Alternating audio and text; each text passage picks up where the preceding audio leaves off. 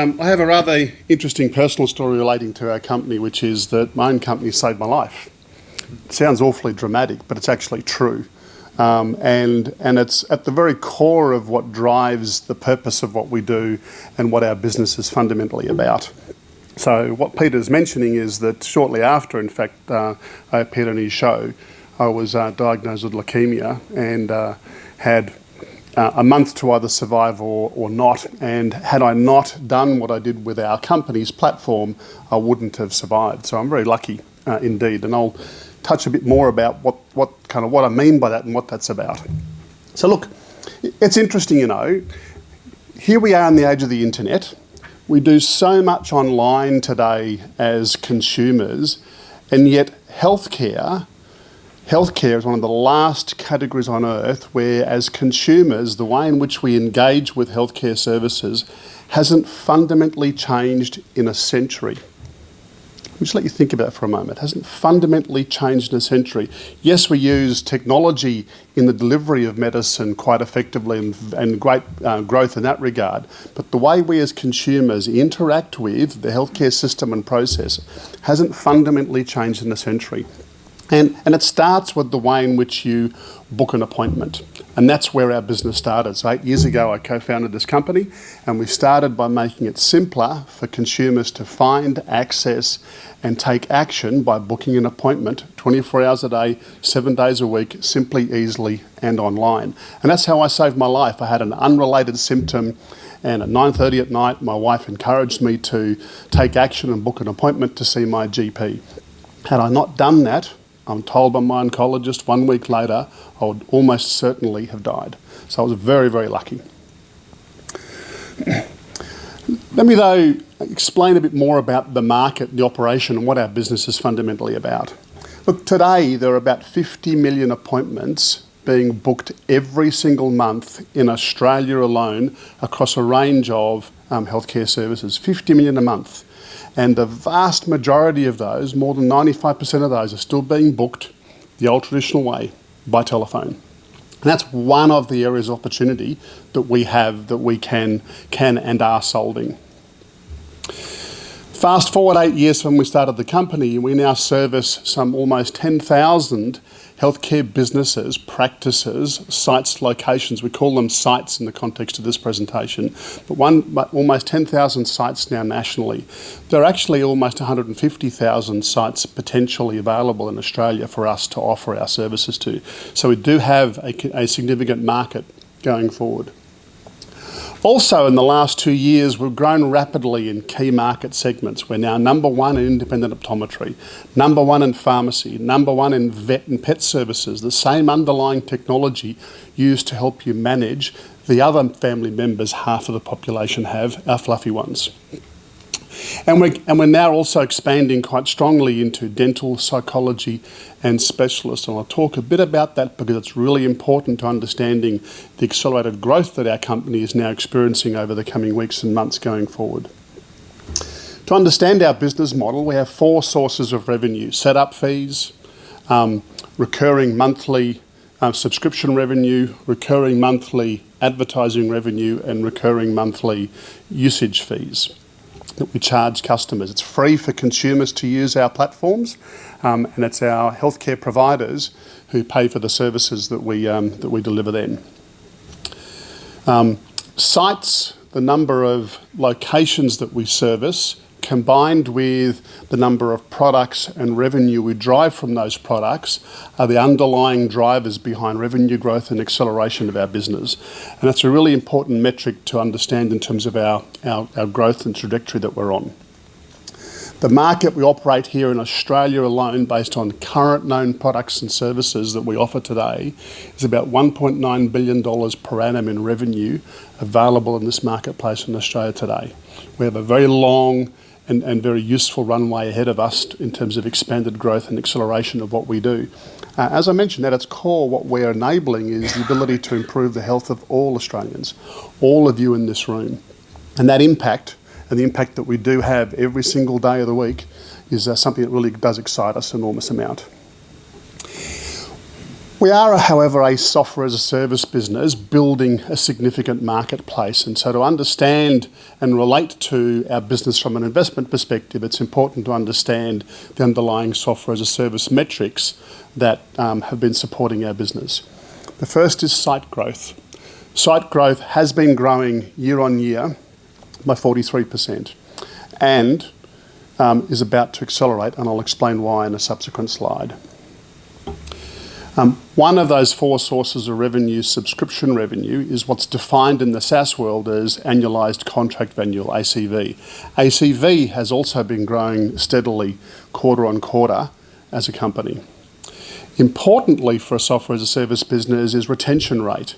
And our retention rate is now regarded from a software as a service marketplace as world-class and continuing to increase, demonstrating the stickiness and the value that we drive to our broad range of customers. Up until 2 years ago, we only really offered one product, the ability to book an appointment online 24 hours a day, 7 days a week, seamlessly integrated with all the different systems that the healthcare service providers use in the marketplace. Some 50 now that we integrate with today. 2 years ago, we started to launch additional products and services to further monetize the network effect and the platform effect that we're creating as a marketplace. And what you can see in that bottom right-hand graph is the adoption of new products and services, not just by new customers coming onto our platform, who almost always take at least 2, sometimes 3 or more products from us, but also the upsell to existing customers, increasingly taking on more of those products as those products mature in the marketplace. Quick overview of our 3-year financial metrics and drivers. Site growth we've talked about, revenue growth continues to grow, annualized contract value, and obviously customer retention is continuing to improve at very, very good levels today. But something really important and exciting has happened in the last 6 to 9 months. 6 months ago, in fact, we signed our first significant landmark deal with Medibank. It's important because Medibank are now going to market and actively encouraging, in the first phase, dentists, their preferred dental providers, to come onto our platform, our health services platform called My Health First, so myhealthfirst.com.au. So Medibank are actively going to market and promoting and driving their preferred provider network to come onto our platform so that they can drive their 2.8 million members to those service providers more easily and more quickly. Benestar Group, I'm not sure how many of you have heard of them before. They're owned by Zurich Insurance, part of the Covermore Group. Benestar provide what's called employment assistance program, sort of mental health and wellness services to the employees of very large corporations across the country. Benestar have been a client of ours directly for a few years and more recently have asked us to go and get an additional 2,600 psychologists onto our platform, and importantly, they're funding it. They're funding our entry into the psychology market. Those 2,600 psychologists probably represents about 1,500 sites in that category. Mental health is a big issue, and we're particularly excited to be partnering with a group like Benestar, helping us grow and scale rapidly into that new segment, and that process has begun. St Vincent's Health Australia, a globally recognised and globally respected organisation, engaged us recently to bring our technology to transform an important part of their marketplace and their network, being the specialists across their private health, their private hospital network. What we're doing there is a world's first and incredibly exciting, and is launching later in November. So keep an eye out on what we're doing there. Why these 3 major landmark deals are important is because they are significantly accelerating the normal organic growth that our company experiences quarter on quarter in terms of bringing on sites. On average, we bring on around 2,000 sites a year. You can see from these 3 major deals that we're talking about those 3 major deals bringing on several thousand sites in themselves, in addition to our normal organic growth. So our company is going through an interesting change in directory and progress, and so it's really underpinning the acceleration of our performance for this half and importantly into the second half and beyond. When we think about advertising in our business, we don't think about it in terms of traditional display ads. We think about it in the context of how can we drive consumers into proactively managing their health by using content and digital platforms to assist you in taking action. In my case, the prompt I had to take action to book an appointment at 9:30 at night one night was my wife, who said to me, "Stop complaining, get onto our app and book an appointment to see the GP." But imagine if I had other information to help me make that decision early and get on with doing what I have to do. So we now own the independent optometry market nationally. We are the market leader in its space by an absolute country mile. And importantly, we're helping transform a significant problem that exists in our society today, globally. And the problem is this. In Australia alone, by December this year, almost 1 million people will have become legally blind due to eye disease. That's a travesty, particularly given 90% of that blindness was preventable. Eye disease, unlike other diseases, by the time you realise something is wrong, you've lost 40% of your vision, and blindness is now inevitable and irreversible. It's a significant problem, particularly as we grow older. Anybody over the age of 40 should be getting a regular eye exam at least once a year, whether you wear glasses or not. If you're a diabetic, even more frequently. That's the problem, and it's a significant one. And the value we can create by helping drive consumers into action is key. We now make it easy, and it's very easy for you here right now to open up your mobile phones, go to lookdeeper.com.au, which is the campaign that we've launched, what we call the iceberg, to assist people in understanding that only optometrists can identify the diseases that are lurking in your eye that may be bringing on eye disease, an eye disease that could lead to blindness. An unfortunate proportion of the people in this room will inevitably get eye disease. And seeing your optometrist regularly is a way of changing that. Why is this important for us? Well, because an additional source of revenue that we've created in part of our advertising stream is that we charge our healthcare service providers a fee for every new patient we bring them through these kind of campaigns. $15 is what we charge the independent optometry market to bring new patients to them. This campaign has only just begun and will continue to grow over the coming months and years, and frankly has no reason to stop. There are 8 million people in the country today that should be getting a regular eye exam, and that number will more than double in the next decade. So it's quite important that we continue to drive these kind of initiatives. Look Deeper is just one of a number of key healthcare initiatives that we know we can exploit using digital channels and using our platform to engage consumers, all of you, to proactively manage your health and get you into healthcare services easier and faster. We're a company that's on a very clear path to cash flow break even. We have existing contracts and existing projects that we're executing on and accelerated growth. And we do anticipate becoming cash flow break even in the near term. We have multiple drivers for growth as an organisation. Increasing our footprint, number of sites, which increases the kind of network effect that is possible on a platform like ours. Getting more of our customers, the healthcare businesses that we service, to take on more of our products and services to drive greater value for their business and stronger engagement with you, consumers or patients as the industry calls us. Increasing number of people interacting with our platform by getting more people to book online. There are 50 million appointments being booked each month today. Only a couple of million of those are actually being booked online, if that. So there is still a significant opportunity for major growth. By the way, the vast majority of that change has occurred in the last 2 years. So the acceleration that's happening in the healthcare market and adopting My Health First and our pet version of our product we call petyeti.com.au is key in driving that change. Leveraging more of the kind of advertising that I'm talking about in terms of engaging our audiences to take proactive action about looking after their health.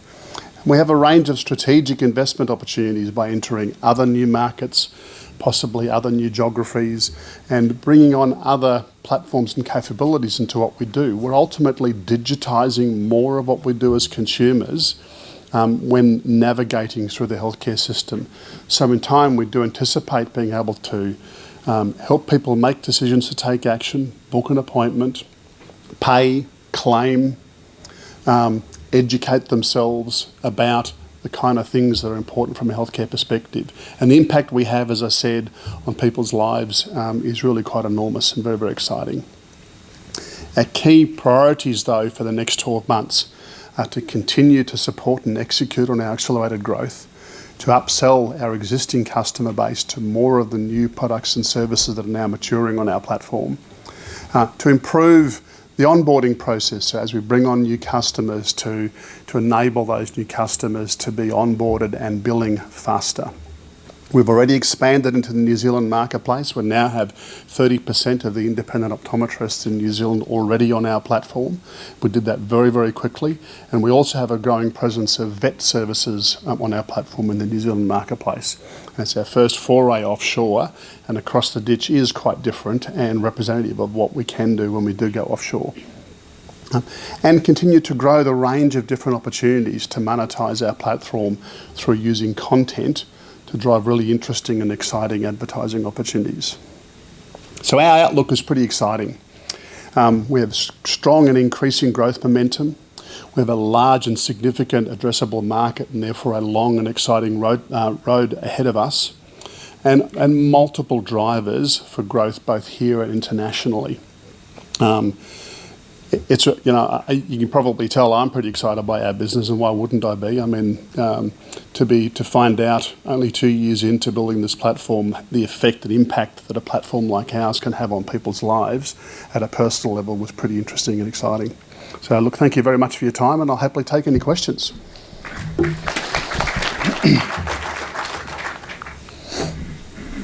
Questions? One question I've got, did you ever think to yourself, why didn't they call this bookyourdoctor.com.au? In the early days, before you thought you could go to other practitioners. We originally called the platform and the company First Available, and that proved to be a branding mistake. But it's not just about booking. The appointment process was only ever the first step of how consumers engage with people. And so calling it booking anything is fundamentally to misrepresent what we're building as a business and as a platform. Yeah, okay. Over here. I've got a mic. Can I have a question? Yeah, far away. You talked about payments. I've dealt with some companies looking at payments in the booking space.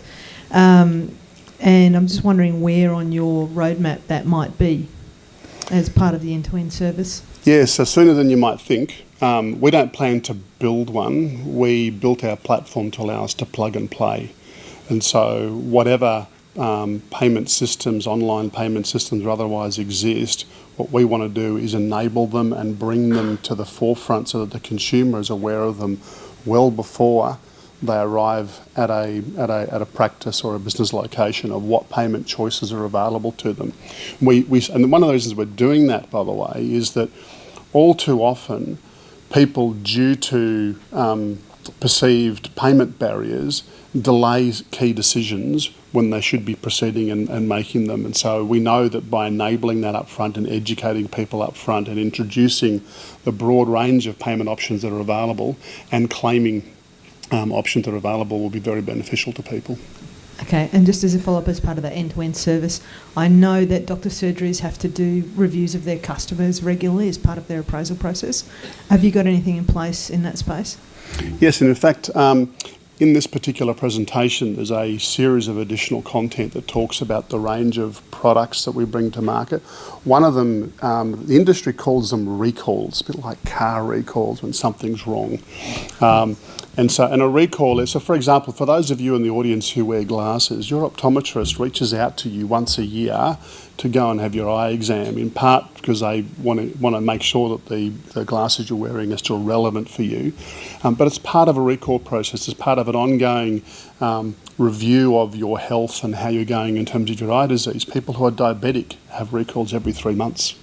They need to come back in and see their doctor and get constant reviews. So that recall platform uses the deep integration we have in practice software to simplify that process of how you might re-engage to take action. Right now, the recall you get is a letter, which you get at 7 o'clock at night, asking you to book an appointment with whoever you need to see, and you typically would have to have rung them during the day, during your business hours, to take action. Frankly, most of us forget.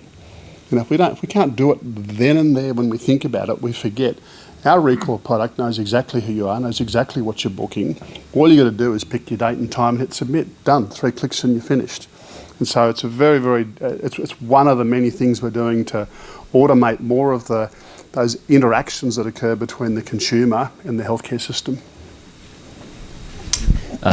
Thanks for that. Just wondering if you can comment on the productivity and efficiency saving by using your system. So, for example, you've said those three, Medibank, Benestar and St Vincent. So obviously they would have sourced something. So can you put a figure to that, like a? Yeah, it's a really great question, and thank you for asking it. So, in the GP market, most GPs, the return on investment for the cost of the service for a month is paid back in the first day. And that's true of most of our customers. So the ROI is strong. The problem is the industry doesn't actually understand ROI particularly well.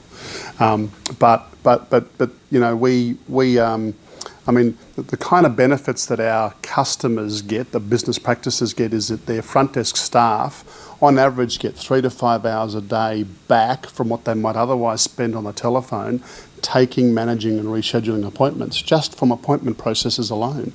Every single week, practices print off and post out hundreds of letters for these recall notices, and then have to deal with the inbound calls that come from those. Or they send out SMS messages with phone numbers in them that deal with those inbound phone calls. So we have a significant impact on the reduction of people spending time on the telephone. I mean, how frustrating is it for all of us when we arrive at a practice, we walk in the door, and inevitably we're left standing at the front desk because the people at the front desk are on the phone dealing with a customer. Well, our customers don't experience that problem. Your service when you walk in the door. And so that's just one of the benefits that we drive to our clients, including, in the case of recalls, significant reduction in cost, 25% of what it would otherwise typically cost a practice to drive recalls, as an example.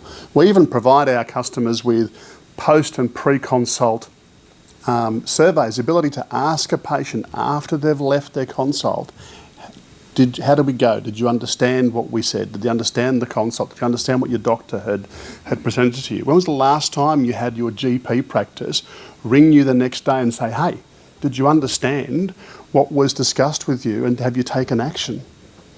So they're the kind of things that we're doing that are really impactful. I've never received a recall letter in my life, so my doctor clearly doesn't want me to live. No interest in keeping me alive. Yeah. My GP has used HotDoc for the last few years. Are they a major competitor of yours? Or? No, it's an interesting question. So in our marketplace, in the GP sector, there's one major provider in just GP, and it's HotDoc. And HotDoc only are currently focused on GPs. We operate across a broad range of industries, including GPs itself. We consider alongside HotDoc. We don't need to replace them. The difference between us and a company like HotDoc is HotDoc is practice-centric in what they do. We're patient-first and practice-centric. We have a directory that enables people to find and book healthcare services, any kind of healthcare services. HotDoc don't do that. So we're different and they're quite complementary.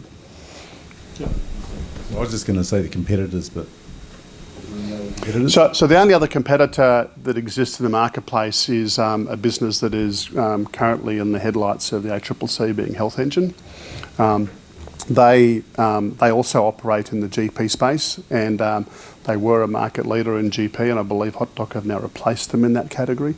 Outside of GP, we're the only ones really left standing, and our significant footprint that we're growing in the marketplace across other sectors, I think, is really revealing. I was going to ask, how do you get consumers to make appointments with specialists where usually they require a GP referral for that process? Is there a way you can get around that problem? So certainly the industry and legislation requires you to get a referral from a GP to see a specialist. That's not going to change.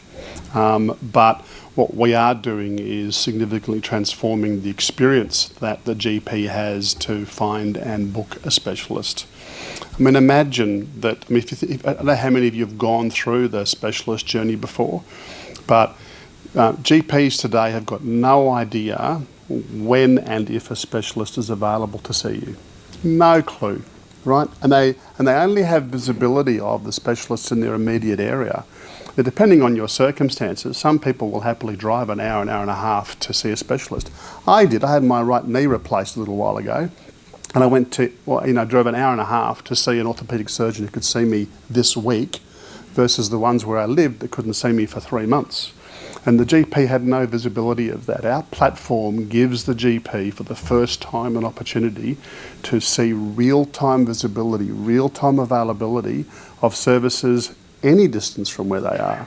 And that coupled with some other things that we're doing around automating the referral process is going to have a significant impact on transforming that referral experience. And I would have thought that the biggest percentage of dealings with a specialist is repeat stuff, where effectively, I know with my skin cancer doctor, I try and get an appointment first, then I go in with my GP just to give me the referral. So a lot of business would operate that way. People spend a lot of time chasing availability, both front desk staff, who on average will book 5 appointments with different specialists and go back to the patient to say, do any one of these work for you? Then they get the GP to write the referral to that particular available specialist. That whole GP to specialist referral experience, both for the GP and the patient, and frankly the specialist, is just terrible. And it's one we're currently significantly transforming. Thinking about marketing, I couldn't imagine doctors being good for you in a sense. They're so wrapped in their own little world, I can't imagine. But are doctors seeing you as a valuable service and therefore they're saying to their clients, just go online and book? Peter, if anyone had told me 8 years ago it would have been this hard to get to where we are today, I would have not have started the business, to be fair. But what's happening at the pace with which we're now seeing adoption is enormous. 8 years ago, the internet was already a real thing. Yeah. We're already doing things online. And you would have thought that doctors would have got it. Well, 8 years ago they didn't. They all get it today. Because their practice managers are effectively have always run their business. They're just doctors. We've also taken a long time to develop and understand the strategies for how to enter markets quickly. So our entry into pharmacy, optometry and veterinary was both deliberate and our approach was quite unique, and it meant that within under a year in all those 3 categories we ended up owning more than 60% of those categories, and that took us 6, 7 years to figure out. Aren't they? They're like a physio, for example, or a vet. They're more entrepreneurial than a doctor. Look, we started in dental. First big mistake. They're actually more entrepreneurial than most of them. Yeah. And they were quick to adopt, but they're really hard to look after and service, not because of them, but because of how infrequently we as consumers choose to go and see them. So there's some real interesting complexity. I mean, healthcare isn't one market. Healthcare is 40 different segments. And they are all individually unique, and they all do have their own individual kind of technology sit behind them. We've now developed the technology, integrate with those, and now can make it simple for people through one interface, one platform, and access, find and book increasingly everything.